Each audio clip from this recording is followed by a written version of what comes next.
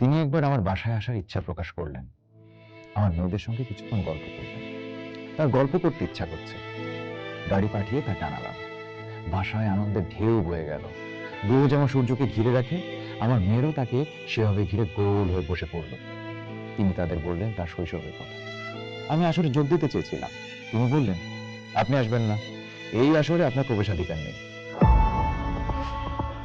অন্যান্য ফ্ল্যাটে খবর চলে গেছে, ছেলেমেয়েরা আসছে, তারাও গল্প শুনতে চায়। আমার স্ত্রী ব্যস্ত হয়ে পড়লো, অতি সম্মানিত এই মানুষটিকে সে কি খাওয়াবে? তিনি তো কিছুই খেতে পারেন না। তিনি আমার স্ত্রীকে আশ্বস্ত করলেন, শুধু মুখে যাবেন না, কিছু খাবেন। পাকা পেঁপে থাকলে ভালো। ঘরে পাকা পেঁপে নেই। আমি ছুটলাম পাকা পেঁপের সন্ধানে। লিফট থেকে নামতে এক ভদ্রলোক চোখ বড় বড় করে বললেন, জানেন আমাদের এই ফ্ল্যাটের কোনো এক বাড়িতে জাহানারা ইমাম এসেছে। আনন্দে আমার মন প্রবিভূত হল। এই মহিলা নারী কত অল্প সময় মানুষের হৃদয় দখল করে নিয়েছে। তার মৃত্যুর সম্মান আমাকে দেন। আসাদুজ্জামান নেই। বাসায় তখন ক্যাসেট প্লেয়ার বাজছে। আমার মেয়েরা জন ডেনভারের গান শুনছে। Rocky Mountain high, Colorado. মেয়েরা তাদের নিজেদের ঘরে ঢুকে দরজা বন্ধ করে দিল। আমার মা আমার কাছে জানতে চাইলেন, আন্দোলন এখন কে এগিয়ে নিয়ে যাবে?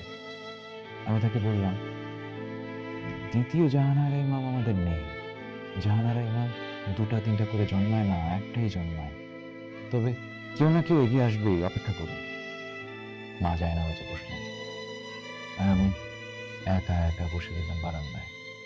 এক ধরনের শূন্যতা বোধ আমার ভিতর জমা হতে থাকলো। কেবলই মনে হতে লাগলো একটা মস্ত ভুল হয়ে গেছে। কি পরিমাণ শ্রদ্ধা ও ভালোবাসা এই মানুষটির প্রতি আমার ছিল তা তাকে জানানো হয়নি। আমার একটাই সান্ত্বনা, মৃত্যুর উপাসের জগৎ থেকে আজ নিশ্চয়ই বুঝতে পারছেন আমি সব সময় তার পাশে ছিলাম। যে কদিন বেঁচে থাকবো তাই থাকবো। বঙ্গজননীর পাশে তার সন্তানেরা থাকবে না, তা কি কখনো হয়? বাংলার পবিত্র মাটিতে তার পায়ের চিহ্ন আর পড়বে না। স্বাধীনতা বিরোধীদের এই সংবাদে উল্লাসিত হওয়ার কিছু নেই। বাংলার হৃদয়ে তিনি জেলে দিয়েছেন অনির্বাণ শিখা। ঝড় ঝাপটা যত প্রচন্ড হোক না কেন, সেই শিখা জ্বলতে থাকবে। কি সৌভাগ্য আমাদের! তিনি জন্মেছিলেন বিদেশে, লিখেছিলেন হুমায়ুন আহমেদ। তার লেখার একটা লাইন নিয়ে চিন্তা করি, বাংলার হৃদয়ে তিনি জেলে দিয়েছেন অনির্বাণ শিখা। এই অনির্বাণ শিখা মূলত কি? এটি মুক্তিযুদ্ধের সেই জলজল ইতিহাস, যে ইতিহাস কেবল একটি যুদ্ধের নয়, একটি জাতির অস্তিত্ব রক্ষার লড়াইয়ের ইতিহাস। 1971 ছিল জনমানুষের যুদ্ধ। পাকিস্তানি শাসনের বিরুদ্ধে, দমন পীড়নের বিরুদ্ধে, নিজেদের ভাষা, সংস্কৃতি এবং পরিচয় বাঁচিয়ে রাখার যুদ্ধ। কিন্তু সেই যুদ্ধ শুধু পাকিস্তানি বাহিনীর বিরুদ্ধেই ছিল না, ছিল তাদের এদেশীয় দোসর জামায়াতে ইসলাম, রাজাকার, আলবদরদের বিরুদ্ধেও, যারা এই বাংলার মানুষের সাথেই বিশ্বাসঘাতকতা করেছিল। দুঃখজনকভাবে ইতিহাসের সেই বিশ্বাসঘাতকতার রাজনীতি আজও নানা কায়দায় চলছে। নতুন নতুন বয়ান তৈরি করে মুক্তিযুদ্ধকে আড়াল করার চেষ্টা এখনো চলছে। এমন এক বিকৃত বয়ান দাঁড় করানোর চেষ্টা করা হচ্ছে যেন 1947-এর দেশভাগ আর 2024-এর গণ অভ্যুত্থানের মাঝখানে আর কোনো ইতিহাসই নেই, যেন মুক্তিযুদ্ধ হয়নি, যেন এই দেশের জন্ম লাখো প্রাণ এবং রক্তের বিনিময়ে হয়নি। অথচ সত্য হলো, মানুষের অধিকার, প্রতিরোধ আর স্বাধীনতার যে চেতনা 2024-এর আন্দোলনকে শক্তি দিয়েছে, তার শেকড়ও অনেকখানি প্রথিত 1971-এর মুক্তিযুদ্ধের ভেতরে।